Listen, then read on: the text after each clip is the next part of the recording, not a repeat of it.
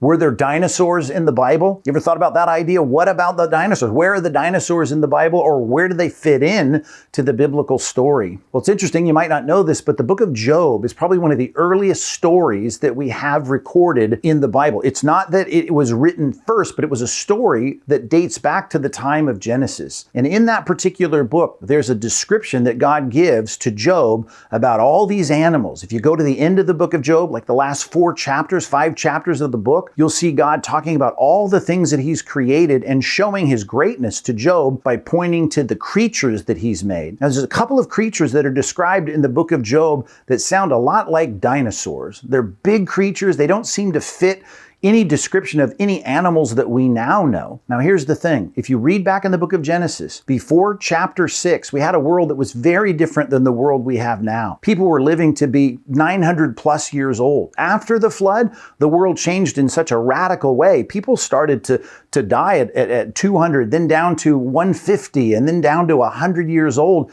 because they could not be sustained on this planet for more than 100 years. Well, with that change to the planet came such a change. Most of us, with looking at the Bible and researching the truth of the Bible, we recognize the world couldn't sustain these big creatures that we know of, that we found in the fossil record, these things we know of as dinosaurs. Well, I think this story from Job that's probably set in the early chapters of Genesis described these creatures that probably were dinosaurs. And they coexisted with men, with human beings on the earth in the early part of the book of Genesis. But now, of course, we're in a different world. We have the extinction of a lot of different animals throughout history, but those particular animals that are so fascinating to us, I do think they exist in the Bible under the name Leviathan or Behemoth. These are the kinds of words we find in Scripture that we don't really have a good explanation for other than the kinds of creatures that we know of in history and paleontology and in ancient discoveries of fossils as dinosaurs. So I do think we do have dinosaurs